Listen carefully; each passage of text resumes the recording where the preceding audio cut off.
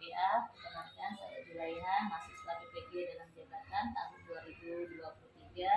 Mohon waktunya Ibu sebentar, saya ingin wawancara kepada Ibu yang saya anggap sebagai narasumber yang tepat untuk permasalahan di kelas yang saya hadapi.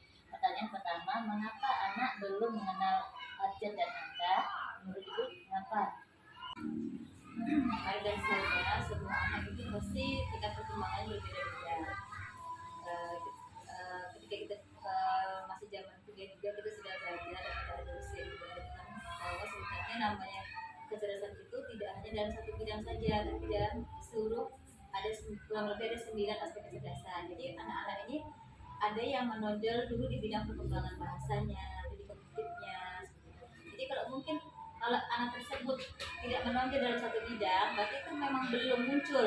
Jadi bagaimana upaya guru supaya perkembangan itu bisa muncul? Salah satunya dengan metode pembelajaran yang menarik, pengenalan abjad menggunakan alat peraga yang menarik, kemudian dengan permainan abjad yang menyenangkan untuk anak, misalnya memancing huruf, memancing angka. Jadi anak terlibat dalam kegiatan. Jadi bukan hanya anak mengenal, menghafal, tapi anak langsung terjun dalam kegiatan permainan. Lebih fokus ke angka dan huruf tadi. Tapi kali kegiatan bermain yang menyenangkan. Menggunakan metode yang bervariatif agar anak-anak lebih juga fokus terhadap pengenalan angka dan huruf tadi. Ibu, untuk pertanyaan selanjutnya, menurut Ibu mengapa anak tidak konsentrasi ketika belajar? Menurut pandangan saya, anak-anak kurang konsentrasi bisa jadi yang pertama pengaruhnya adalah guru kurang menguasai kelas, kemudian materi pembelajaran yang disajikan kurang menarik, kemudian yang ketiga mungkin alat peraga yang juga kurang menarik, jadi tidak kurang menarik fokus minat anak pada guru ketika memberikan materi pembelajaran. Kemudian juga ada mungkin dari komputer intern atau komputer internal memang ada beberapa kendala atau perkembangan yang belum terpenuhi pada diri anak. Jadi untuk lebih giat untuk guru agar anak itu lebih fokus, tadi yang pertama guru harus menguasai kelas, menguasai materi, ada pembelajaran pada hari itu, kemudian mengembangkan metode inovasi yang bervariatif, menyenangkan, olahraga yang lebih sesuai dengan tema pada pembelajaran pada hari itu, jadi anak tertarik. Baik Ibu, untuk pertanyaan yang selanjutnya, mengapa anak tidak percaya diri? Menurut Ibu bagaimana? Kembali lagi ke faktor diri anak ya. Mungkin dari internalnya anak juga yang biasanya di rumah itu jarang keluar rumah, kemudian bersifat introvert, terus kurang komunikasi dari internal dulu ya, dari rekan keluarga, dari keluarganya, mungkin dari ayah ibunya jarang mengajar komunikasi kepada anak dan memberikan motivasi kepada anak, kemudian jarang menanyakan sesuatu keinginan yang anak inginkan apa, seperti itu. Kemudian kalau dari pihak dari eksternal, mungkin dari sekolah juga, guru juga kurang memberikan motivasi semangat kepada anak untuk belajar, anak berani atau percaya diri. Jadi guru di kelas harus memberikan kiat-kiat bagaimana supaya anak bisa percaya diri lagi, misalnya dengan memberikan motivasi, dengan reward. Ya Ibu, untuk selanjutnya, menurut Ibu mengapa anak tidak disiplin? Anak tidak disiplin juga bisa dipengaruhi juga dari lingkungan keluarga. Misalnya anak datang tetap tidak tepat waktu pada jam kehadiran sekolah, bisa jadi di lingkungan keluarganya anak tidurnya malam, jadi anak bisa dibangunkan itu jadi pola asuh di lingkungan keluarganya, gitu kan. Kemudian juga untuk kalau anak tidak kurang disiplin di kelas, bisa jadi aturan yang dibuat di kelas itu tidak dilakukan secara konsisten oleh guru kelasnya. Kemudian juga bisa jadi untuk menerapkan disiplin tadi, salah satunya ada komunikasi antara guru dan orang tua, bagaimana penyampaian bahwa kehadiran disiplin itu dinilai dalam setiap aspek perkembangan itu dinilai dari disiplinan, kehadiran sekolah itu dinilai juga.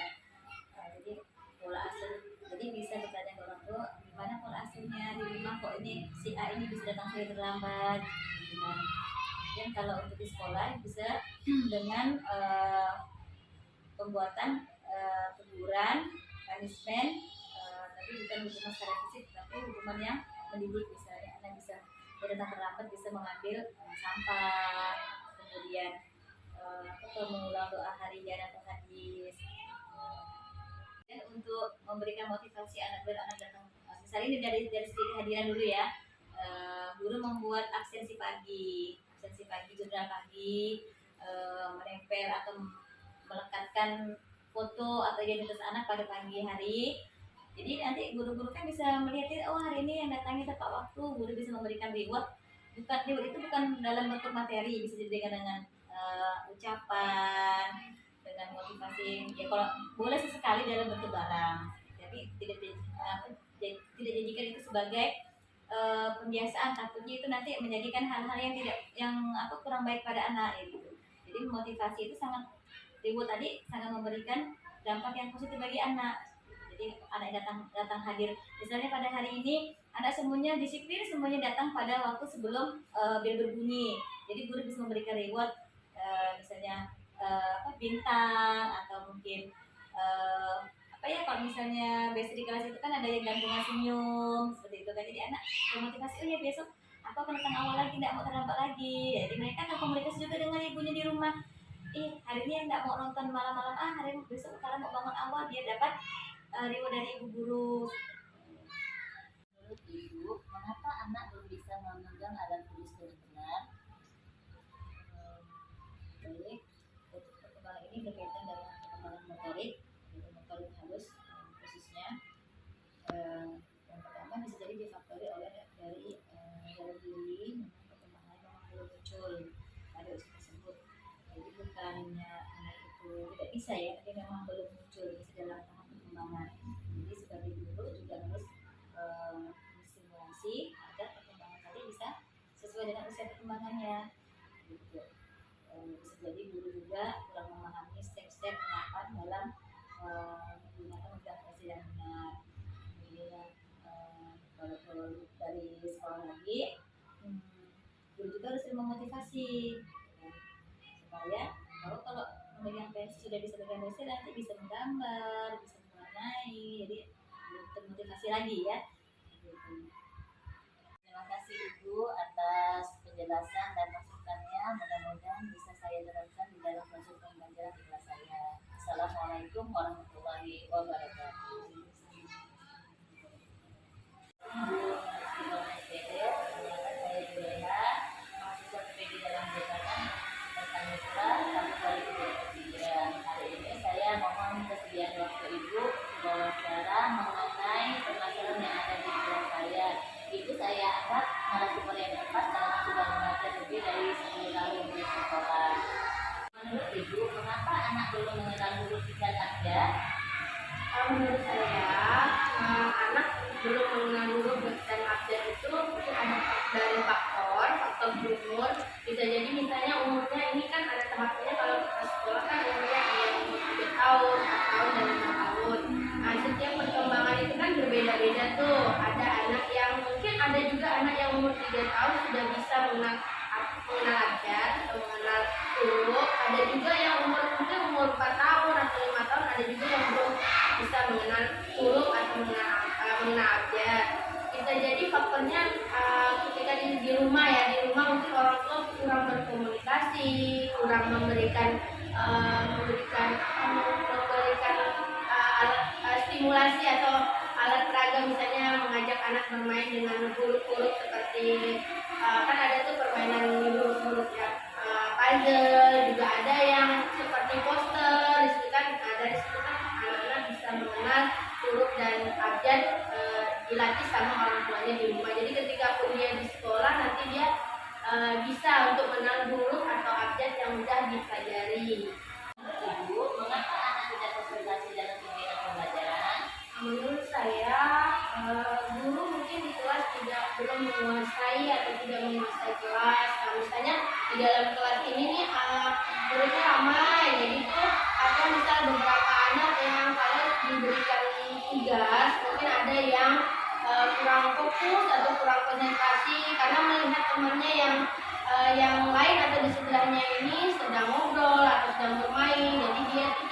fokus inginnya untuk mengikuti temannya untuk bermain. Jadi tugas yang sudah diberikan itu tidak dikerjakannya seperti itu. Yaitu materi yang diberikan oleh guru ini mungkin menurutnya tidak menarik, jadi tidak senang dia untuk mengerjakan tugas yang diberikan ini karena tidak menarik, tidak asik mungkin buat dia.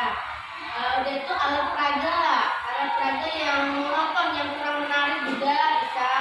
Sama anak yang tadi saya bilang yang misalnya ada yang ngobrol di dalam kelas, jadi anak yang ingin tadi mengerjakan tugas karena melihat temannya, jadi dia ikut bermain juga. Dan itu ruangan juga bisa jadi ruangan yang kecil ini dengan mulut yang banyak itu anak tidak konsentrasi karena mungkin dia berisik dengan suara-suara temannya yang ribut, jadi tidak konsentrasi untuk belajar atau mengerjakan tugas. Bisa juga sarana dan prasarana yang tidak mendukung yang ada di dalam kelas yang berdekatan dengan, karena di sekolah kan ada 3 kelas yang memakai sekat. Mungkin di kelas sebelah ini yang lagi ribut, jadi kelas satunya ini tidak konsentrasi karena kelas yang sebelahnya sedang bermain atau sedang ribut lah bermain seperti itu menurut saya. Baik Ibu, untuk pertanyaan selanjutnya, menurut Ibu mengapa anak tidak disiplin? Menurut saya penyebab tidak disiplin itu ada 2, ada internal dan eksternal. Di internal ini yaitu pola asuh di rumah. Misalnya pola asuh di rumah ketika waktu tidurnya yang kurang baik, ya maksudnya waktu tidurnya kurang tepat. Jadinya misalnya harusnya tidur jam 8 tapi dia tidurnya jam 10 atau jam 11. Jadi ketika dia bangun pagi dia masih tidak mau bangun karena masih ngantuk itu tidak mau bangun karena untuk diajak sekolah itu masih belum mau bangun karena masih mengantuk karena pola tidurnya yang kurang baik. Itu seperti itu. Kalau untuk yang eksternalnya itu mungkin kurang konsistennya guru dalam menerapkan kedisiplinan di sekolah untuk anak-anak ya. Dan itu kurang ada juga kurangnya dari rewardnya, dari punishmentnya. Rewardnya di sini misalnya anak yang datang awal atau datang yang disiplin, di situ kan anak diberikan reward seperti jempol atau bintang atau senyum. Itu adalah nilai plus buat anak-anak. Di sini guru memberikan hukumannya tidak seperti kekerasan atau hukuman yang tidak baik. Ya hukumannya di sini mungkin anak yang datangnya kurang disiplin atau yang datangnya terlambat tidak tepat waktu, di sini anak diberi hukuman yang membuang sampah. Juga bisa memberikan dia hukuman yang seperti anak membaca surat, membaca doa. Ibu, untuk pertanyaan selanjutnya, menurut Ibu mengapa anak tidak percaya diri? Menurut saya anak kurang percaya diri di sini juga penyebabnya bisa dari internal di rumah. Di rumah ini anak tidak dibiasakan untuk bersosialisasi di luar atau tidak diajak keluar rumah, misalnya berteman dengan temannya yang sebayanya, hanya main di dalam rumah aja. Nah di situ anak tuh pasti ada merasa malu ketika dia keluar, dia malu karena dia tidak di rumah itu tidak ada siapa-siapa atau tidak ada teman, hanya kedua orang tuanya saja. Jadi ketika dia keluar, dia untuk berinteraksi atau untuk berdekatan dengan temannya dia malu, tidak percaya diri. Nah kalau mungkin bisa untuk anak tidak percaya diri di sekolah, mungkin kurangnya guru memberikan motivasi kepada anak, kurangnya guru memberikan stimulasi kepada anak. Nah dari situ mungkin anak merasa malu. Contohnya seperti kalau misalnya kita ada lomba di sekolah ataupun ketika maju ke depan, guru mengajak anak untuk maju ke depan, tapi ada beberapa anak yang tidak mau. Di situ mungkin dia merasa malu karena mungkin dia takut dengan diajak kawannya atau takut untuk diolok temannya ketika dia maju ke depan, jadi dia merasa malu. Baik Ibu, untuk pertanyaan yang terakhir, menurut Ibu mengapa anak belum bisa memegang alat disiplinan?